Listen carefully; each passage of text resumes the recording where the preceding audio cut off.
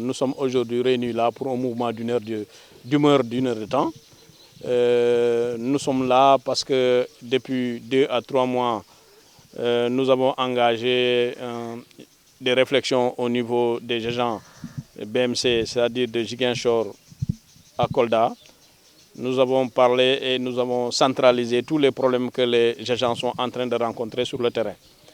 Et nous avons à l'époque écrit un préavis de grève que nous avions envoyé au DG et qui aujourd'hui s'appelle DG sortant. Maintenant que nous sommes dans la logique du préavis que nous avons déjà déposé à la direction générale et qu'aujourd'hui nous ne sommes pas encore en grève, mais nous sommes en mouvement d'humeur pour alerter le nouveau DG qui vient d'arriver. L'ANCAR a un bon plan stratégique.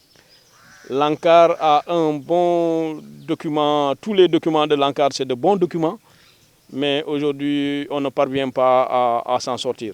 La preuve est que depuis 6 mois, 8 mois aujourd'hui, des agents de terrain n'ont pas de carburant pour fonctionner. Des agents de terrain prennent de leur poche pour réparer leur moto. Des agents de terrain prennent de leur poche pour faire l'entretien de leur moto. Et je pense que c'est assez suffisant. Au moment où ces gens-là faisaient tout cela, il y a un pagaille de missions qui se déroulent.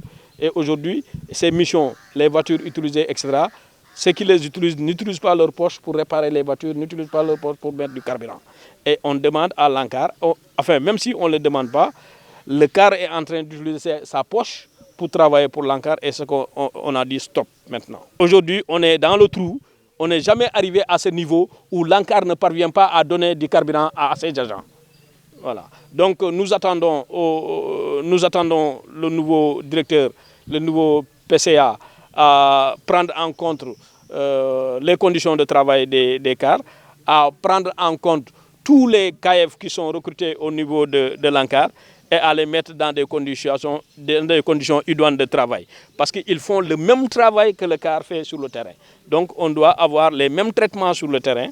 Et donc nous demandons au nouveau PCA, nous demandons au nouveau DG de prendre en compte cette revendication-là.